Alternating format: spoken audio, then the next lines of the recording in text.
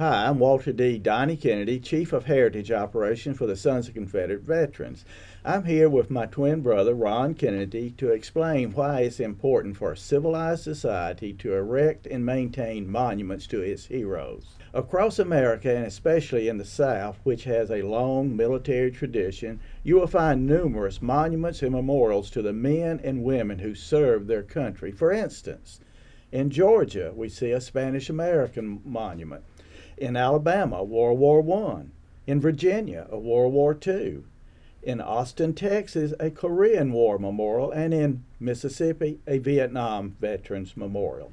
Ron, why do we as a society create and display in public places monuments and memorials to the men and women of America's military? Well, when young men and women march off to war, there's a fearful but unspoken reality that some of America's youth will not return alive. Some will return in flag-draped coffins, and some may not return at all. There's something almost spiritual about the willingness of young people to place themselves in harm's way to defend their country, their homes, and their family. This is why we raise monuments and dedicate military grave markers to military heroes. These monuments and markers serve as a public encouragement to future generations of young people, encouraging them to emulate the valor of past generations, because one day they too may be called upon to defend their country, their homes, and their families. So, Ron, these monuments represent heroes we wish to emulate. But what is a hero, and what are we honoring when we raise and maintain these monuments? Well, a hero is an average person who responds in an unselfish and brave manner under extraordinary circumstances. Our military heroes are not perfect individuals. They, like all of us, have their imperfections. Monuments seek to honor that special part of the hero's character: bravery, courage, selflessness, devotion to duty, the good in all of us that, on unique situations, the hero manages to bring forth in a special manner. But heroes are not perfect. Lincoln is a hero to many, yet Lincoln was an outspoken white supremacist. He wanted to remove blacks from America, and when asked in the latter stages of the war how the freed slaves would be able to provide for themselves, he just remarked in a flippant manner, "Let them root hog or die." Not exactly heroic words. Now, when the federal government put Lincoln's likeness on the $5 bill, it was not done so to advocate for Lincoln's faults, but to honor the founding father of America's post-war, all-powerful federal government. All heroes have their faults. If they did not, they would not be human. Well, liberals, progressives, and other neo-Marxists began their attack against America's traditional heroes by first attacking Confederate monuments. Neo-Marxists claim that the South raised our monuments to the Confederate soldiers and sailors as a way to advance racism. Yes, you're right. That's what they claim. The neo-Marxists and other postmodern enemies of traditional American values claim that Confederate monuments were raised as a symbol of racism. Such claims are an absolute slanderous lie. But because the neo-Marxists control the media, academia, and the political establishment, the truth about our Confederate ancestors is not allowed to be told. It's like being called into a court where only the prosecution with endless resources is allowed to speak during your trial. You would not be allowed to defend yourself.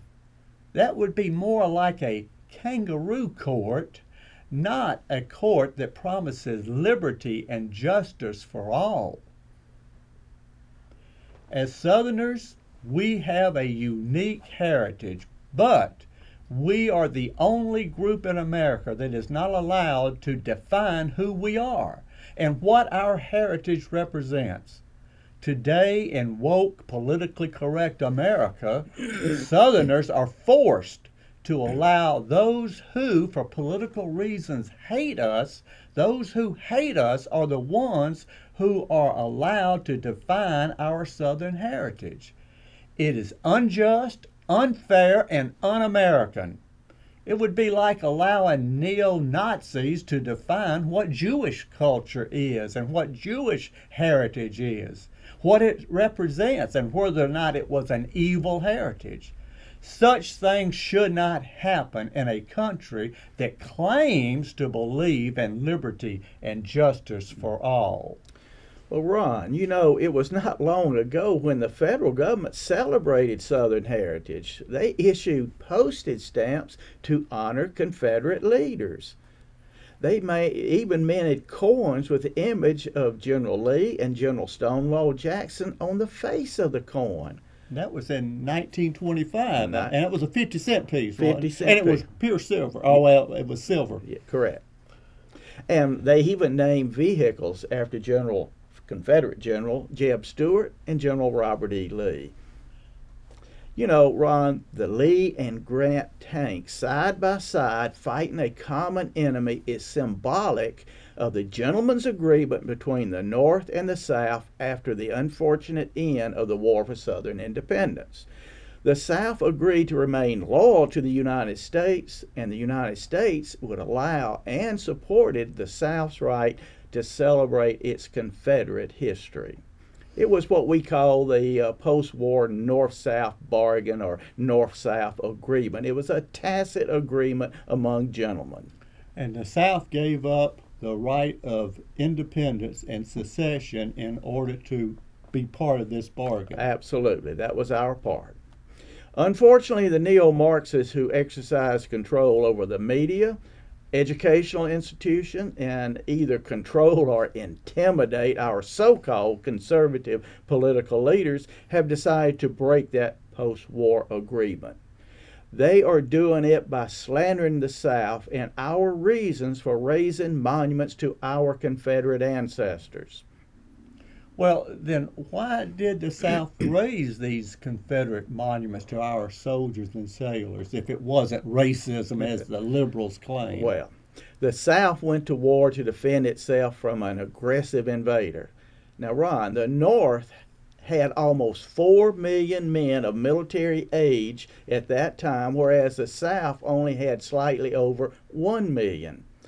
Added to the North's advantage was the fact that during the war, the North would hire almost 500,000 foreign mercenaries to help the North invade and conquer the South.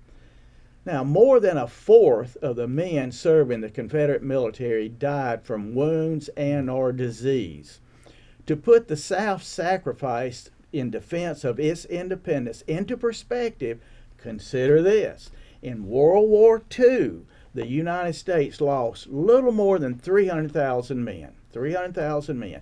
If the United States had suffered the same proportionate loss in World War II as the South suffered in the War for Southern Independence, the United States loss would not have been 300,000, Ron. In World War II, the United States would have lost almost 6 million men. Wow. All across the South, there are graves to unknown Confederate soldiers. They died defending their homes and families from a cruel invader. Their bodies did not come home in a flag-draped coffin. Many were buried in mass graves and in unmarked graves. All across the South, many mothers and fathers and widows did not have a grave marker for their loved ones. They did not have a grave marker where they could place flowers and pay respect to their fallen friends and kinsmen. The only symbolic remembrance that many Southern widows had for their dead husbands, the only symbolic remembrance that many Southern mothers and fathers had for their dead son was a heroic monument placed in the county square. To them, that monument was their loved one's marker. You know, Donald, it's a shame that our spineless political class have joined with neo-Marxists such as Black Lives Matter, Antifa, leftist postmodern professors who together have managed to destroy many Confederate monuments.